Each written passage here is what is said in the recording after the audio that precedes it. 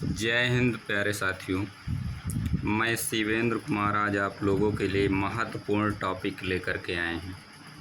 इस महत्वपूर्ण टॉपिक में आज है महत्वपूर्ण भौतिक स्थिरांक, जो क्लास 11 से लेकर के नीट IIT लेवल तक के नियतांक हैं और ये सभी प्रतियोगी परीक्षाओं में भी कई बार पूछे गए हैं। खास करके आपके रेलवे के एग्ज़ाम के लिए बहुत ही महत्वपूर्ण प्रश्न हैं।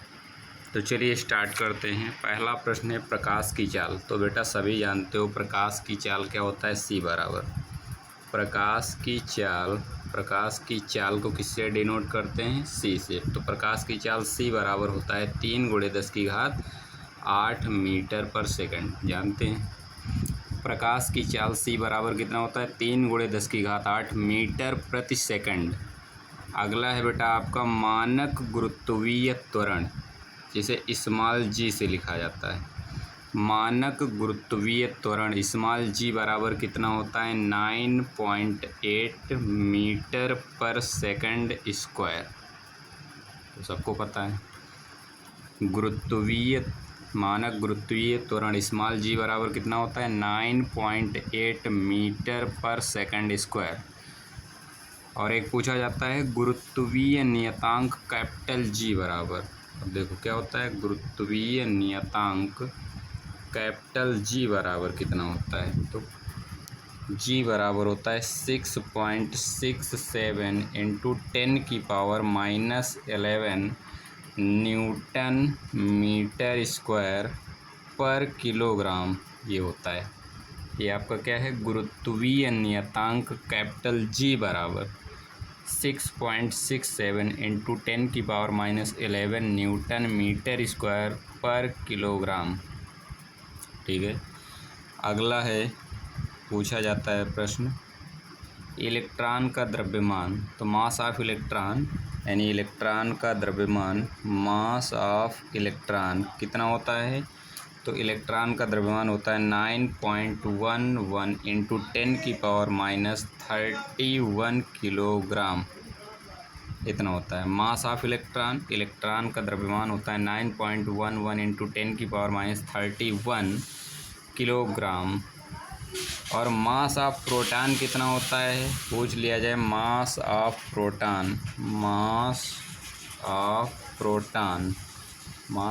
प्रोटॉन यानी प्रोटॉन का द्रव्यमान कितना होता है, तो 1.67 × 10⁻27 किलोग्राम। तो प्रोटॉन का द्रव्यमान कितना होता है, 1.7 × 10⁻27 किलोग्राम। ठीक है। यदि अगला प्रश्न आपसे पूछा जाए मूल आवेश।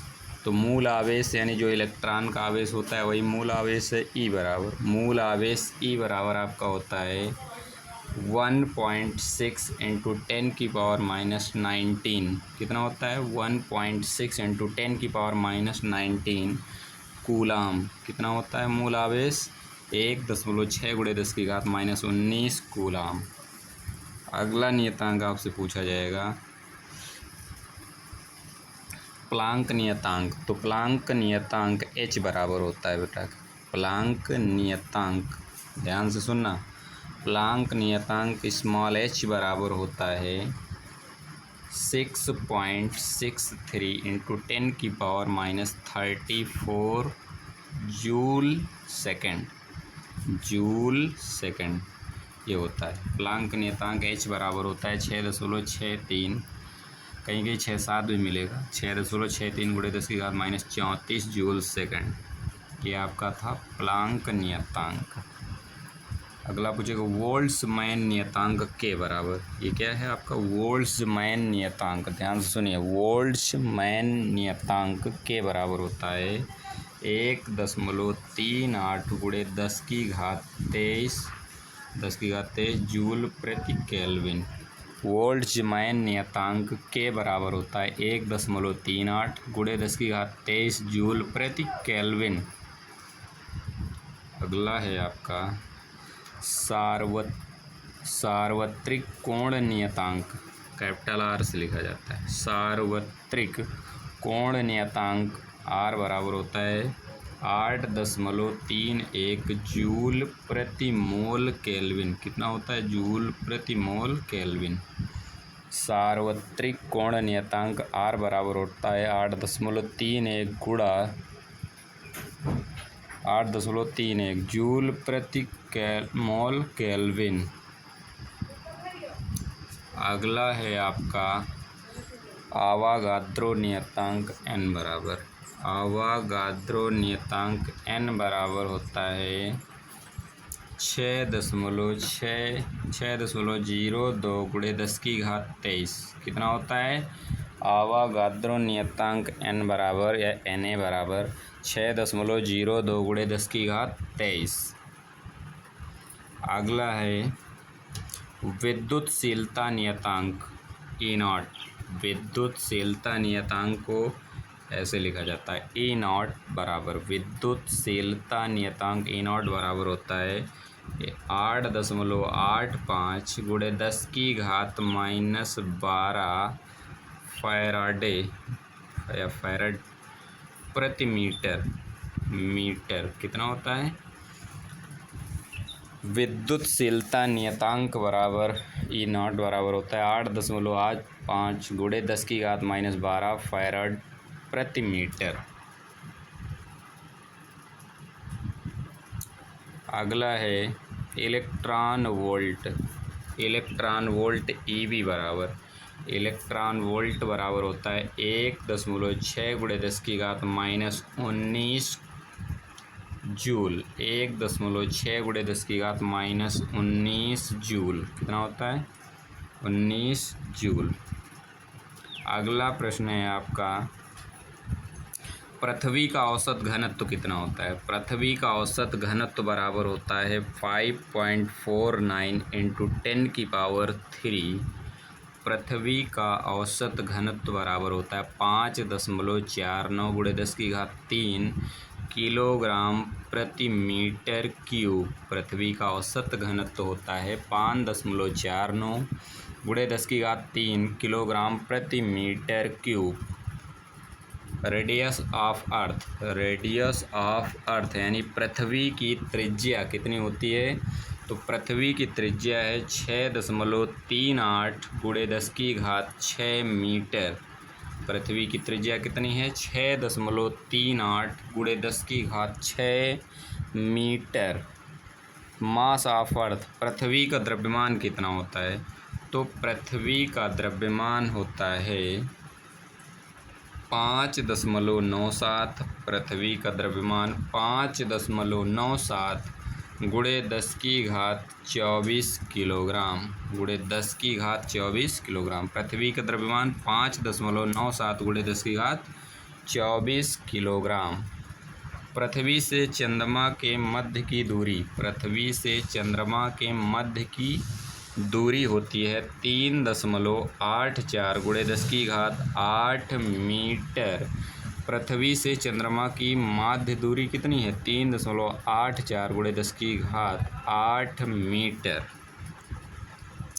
अगला प्रश्न है बेटा आपका मानक वायुमंडलीय दाब। मानक वायुमंडलीय दाब बराबर कितना होता है? तो मानक वायुमंडलीय दाब है 1.01 गुणे 10⁵ पास्कल। मानक वायुमंडलीय दाब आपका है 1.01 गुणे 10⁵ पास्कल में है। अगला प्रश्न है जल का घनत्व कितना होता है? तो बेटा जल का घनत्व होता है 1.00 गुणे 10⁻³ किलोग्राम प्रति मीटर क्यूब। ये आपका जल का घनत्व है। तो जल का घनत्व हुआ 1 गुणे 10⁻³ किलोग्राम प्रति मीटर क्यूब। अब पूछ लिया जाए जल का अपवर्तनांक कितना होता है? क्या पूछेगा? जल का अपवर्तनांक।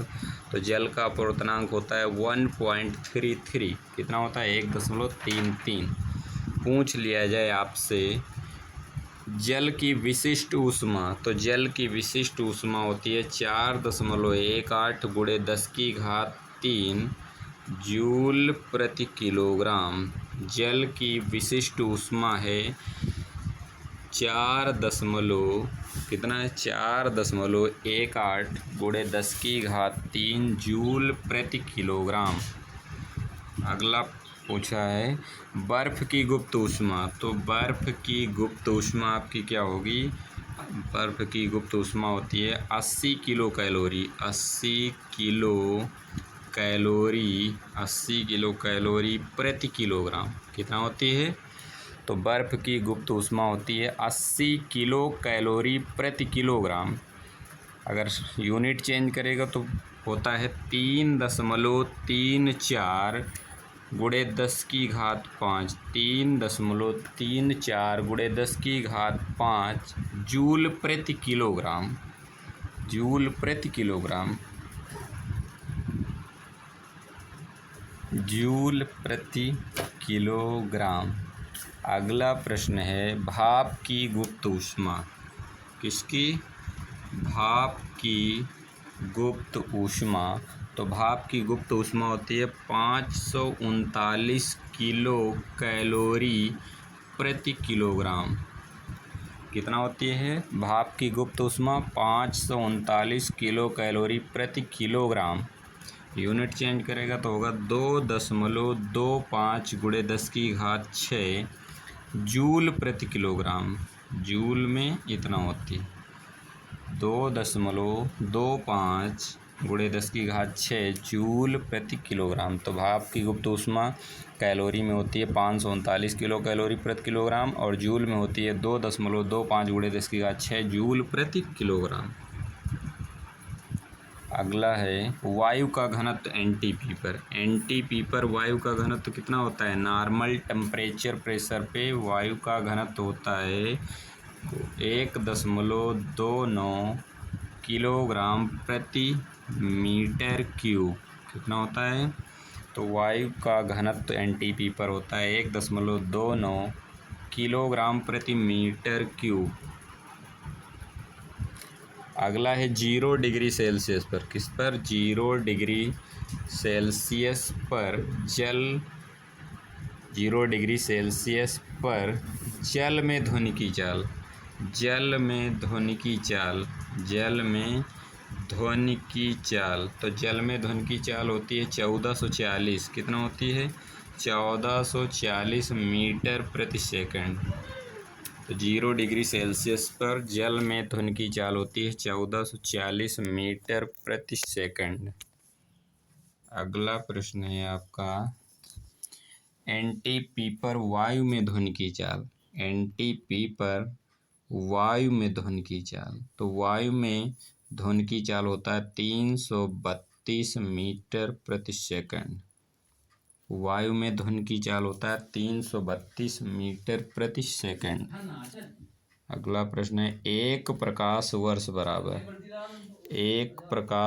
बराबर होता है 1013 किलोमीटर। एक प्रकाश वर्ष बराबर होता है 1013 किलोमीटर।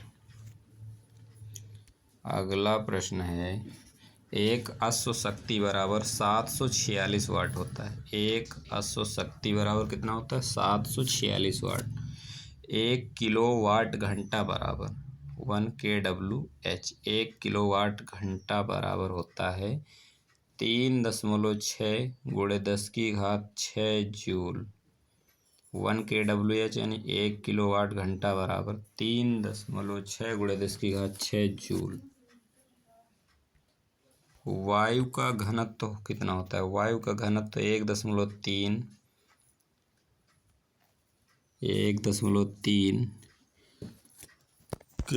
किलोग्राम प्रति सेंटीमीटर क्यूब। किलोग्राम प्रति सेंटीमीटर क्यूब। अगला है 1 कैलोरी बराबर। 1 कैलोरी बराबर कितना होता है? तो 1 कैलोरी बराबर होता है 4.2 जूल के। 1 कैलोरी बराबर होता है 4.2 जूल के। 1 किलोग्राम भार बराबर 1 किलोग्राम भार बराबर होता है 4.8 न्यूटन। 1 किलोग्राम भार बराबर होता है 4.8 न्यूटन। 1 मेगा ओम बराबर 1 मेगा ओम बराबर होता है 10⁶ ओम। 1 मेगा ओम बराबर होता है 10⁶ ओम। 1 माइक्रो एम्पियर बराबर कितना होता है? तो 1 माइक्रो एम्पियर बराबर होता है 10⁻⁻6 एम्पियर। 10⁻⁻6 एम्पियर। 1 गॉस बराबर होता है 10⁻⁻4 वेबर प्रति मीटर स्क्वायर। 1 गॉस बराबर होता है 10⁻⁻4 वेबर प्रति मीटर स्क्वायर। 1 गॉस बराबर होता है 10⁻⁻4 न्यूटन प्रति एम्पियर भी होता है, न्यूटन प्रति एम्पियर। अगला प्रश्न है बर्फ की विशिष्ट ऊष्मा। तो बर्फ की विशिष्ट ऊष्मा होती है 0.5 कैलोरी 0.5 कैलोरी प्रति ग्राम डिग्री सेल्सियस। कैलोरी प्रति ग्राम डिग्री सेल्सियस। जल का क्वथनांक होता है 100 डिग्री सेल्सियस। कितना होता है? 100 डिग्री सेल्सियस। 1 एंगस्ट्रॉम बराबर कितना होता है? तो 10⁻⁻10 मीटर के। 1 एंगस्ट्रॉम किसके बराबर होता है? 10⁻⁻10 मीटर। अगला प्रश्न है कांच की विशिष्ट ऊष्मा। तो कांच की विशिष्ट ऊष्मा होती है 0.03 किलो कैलोरी 0.03 किलो कैलोरी प्रति किलोग्राम डिग्री सेल्सियस। स्टील के लिए ताप कितना होता है? तो स्टील के लिए ताप होता है 770 डिग्री सेल्सियस। स्टील का ताप कितना होता है? 770 डिग्री सेल्सियस। तो आशा करते हैं कि आप सभी लोगों को आज का सेशन अच्छा लगा होगा। अच्छा लगा है तो लाइक करें, सब्सक्राइब करें और ज़्यादा से ज़्यादा शेयर करने का प्रयास करें। जय हिंद, जय भारत।